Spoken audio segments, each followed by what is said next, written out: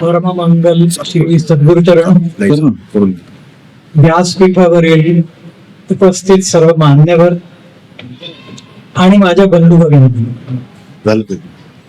आज इथं आपण विराट हिंदू संमेलनाच्या निमित्ताने एकत्र आलो आहोत. आपल्याला आपल्या हिताच्या दृष्टीने आपल्या मान्यवरांनी खूप उत्तम मार्गदर्शन केलंय.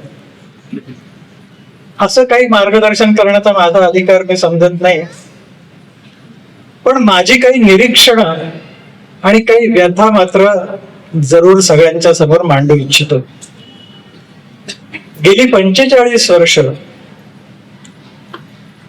भगवती ज्ञानेश्वरीच्या तत्वज्ञानाच्या प्रचार आणि प्रसाराचं कार्य आम्ही करतो.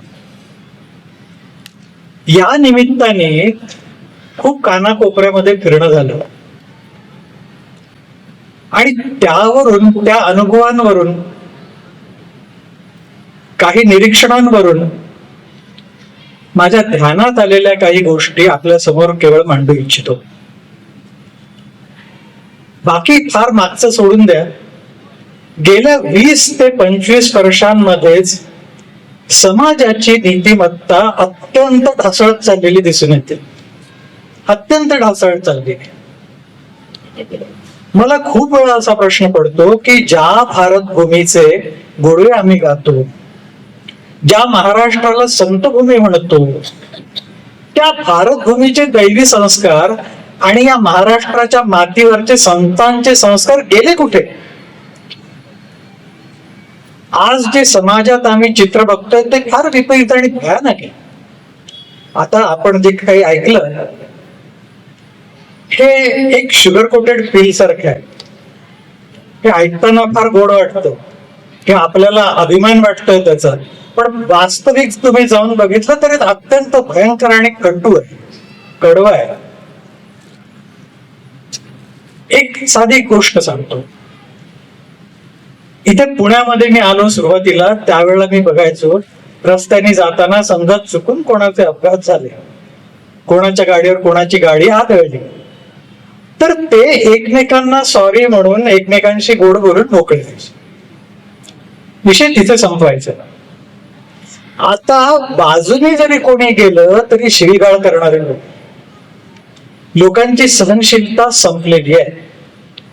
अनेक ठिकाणी मी बघतो तर असं दिसून येतं तिथं की थोरांचे, वयस्कर माणसांचे जे काही मान सन्मान ठेवायला पाहिजे ते तर मुळीच नाही.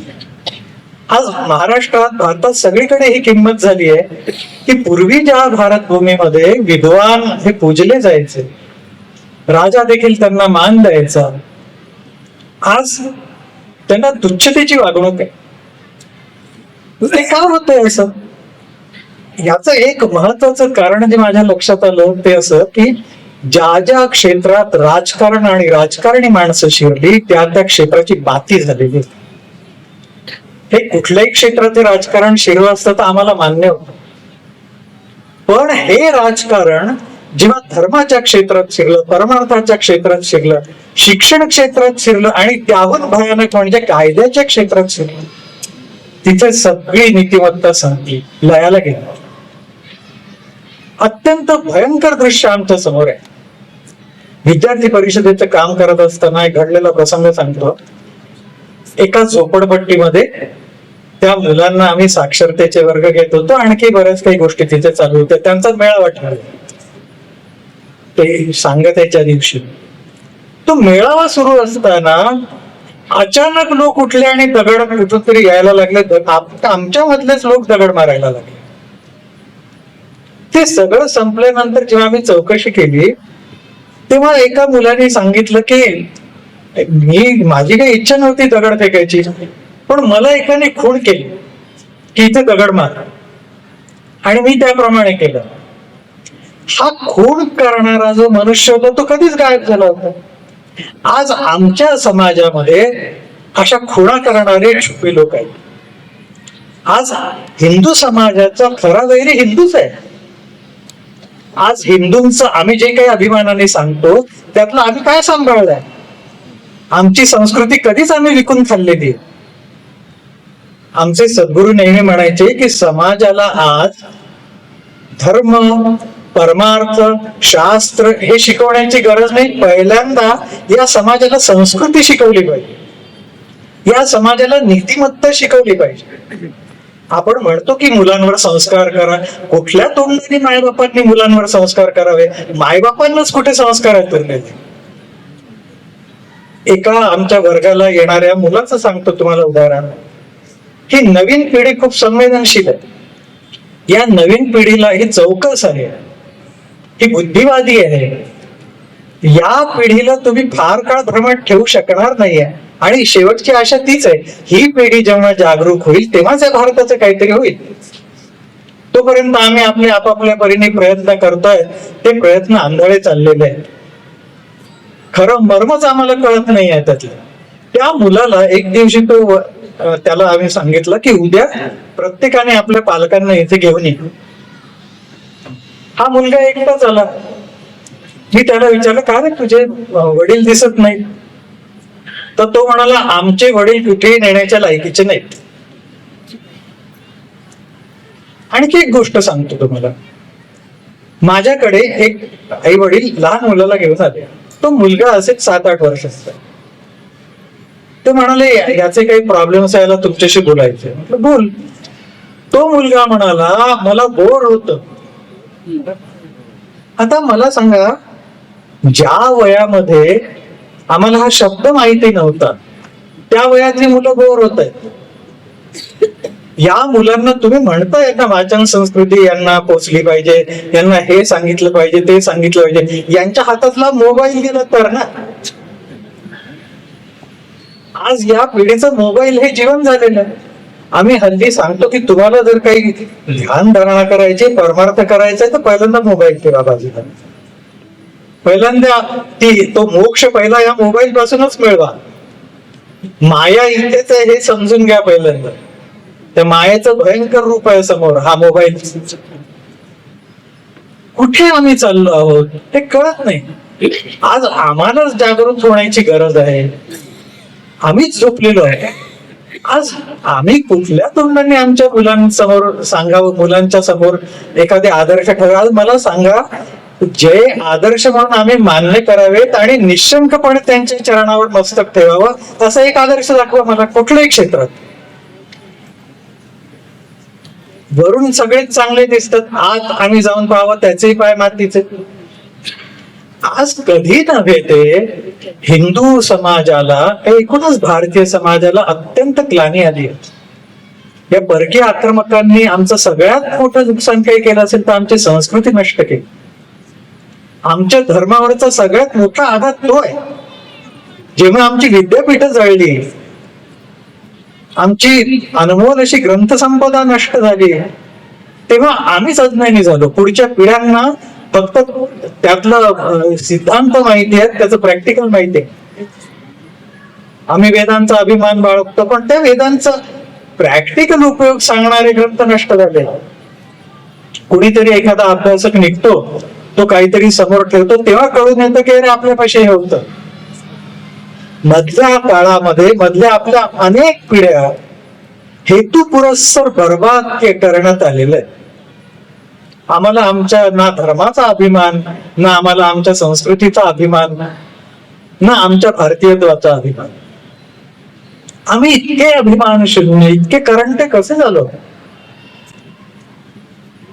खरा विचार इथे आहे, इथे सुरू होतो. आपण सगळ्यांनी तो विचार पहिल्यांदा केला पाहिजे की मला लोकांचा उद्धार सोडून द्या, हो जग शहाणा करायचं सोडून द्या, मला स्वतःला तरी सनातन धर्माप्रमाणे जाता येतं. पण त्या धर्माच्या अनेक घनघोर व्याख्या तुम्हाला ऐकायला मिळतील. पण विदर्भातले प्रज्ञाचक्षू संत श्री गुलाबराव महाराज त्यांनी फार सुंदर व्याख्या केली आहे की सत्प्रवृत्तीची वाढ करतो तो धर्म, जो तुमच्या सद्वृत्ती वाढवतो तो धर्म. मग आम्ही विचार करावा की ह्या सद्वृत्ती आमच्याकडे आहेत का? भगवद्गीतेमध्ये दैवी आसुरी संपदा सांगितलेली आहे. आमच्याकडे दैवी संपदा तर दूर सोडून द्या, मानुषी संपदा तरी आहे का? मनुष्य म्हणून तरी आम्ही काय वागतो? आणि दिवसेंदिवस आसुरी संपदेकडे अग्रसर होत चाललो होतं मी. हे जर मुळातच जर सुधारलं नाही तर कोणी कितीही सांगून काहीही प्रयत्न करून समाज काहीही सुधारणार नाही, तो आहे तिथेच राहील. सगळ्या सुधारणांची सुरुवात आपल्यापासूनच आहे ना. आपणच आपले संस्कार समजून घेतले पाहिजे, आपणच आपल्या वृत्ती समजून घेतल्या पाहिजे, आमची प्रकृती समजून घेतली पाहिजे. आधी प्रकृती समजून घ्या, मग संस्कृतीकडे जाता येईल. आधी प्रकृती समजून घ्यायला विकृतीतून बाहेर या.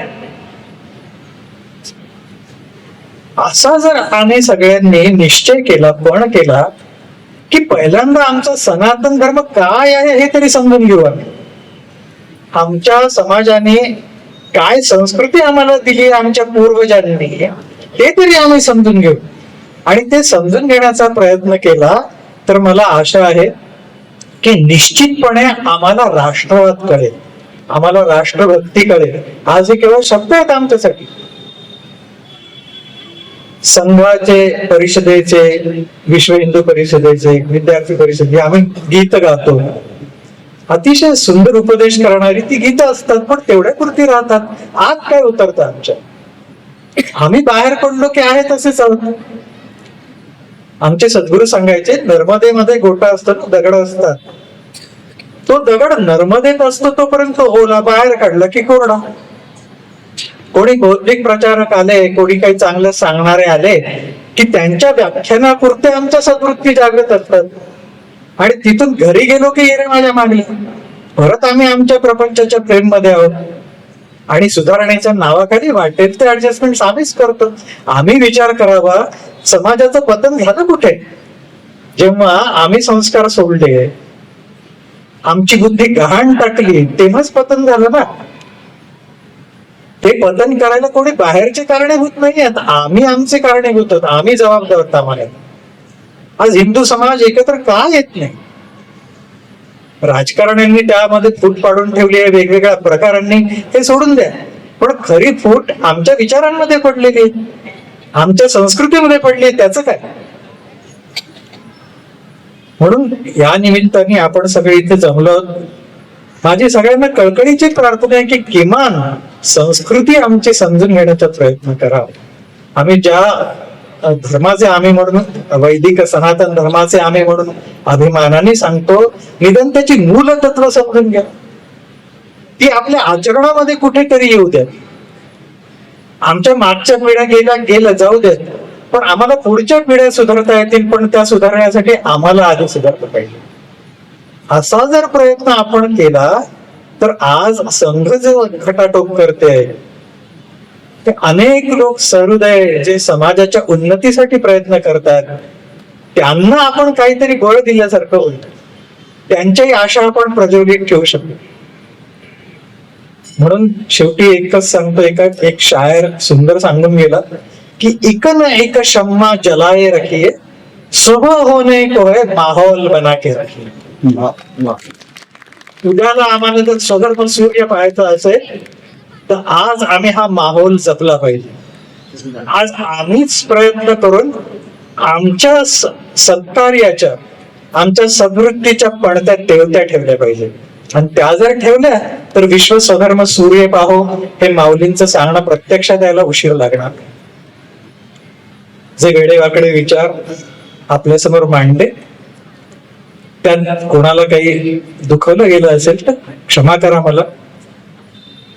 ही झालेली कळकळीची जी सेवा आहे, कळकळीने माझं सांगणं आहे, त्याच्यावर कृपया विचार करा अशी पुनश्च सगळ्यांना प्रार्थना करतो आणि इथेच थांबतो.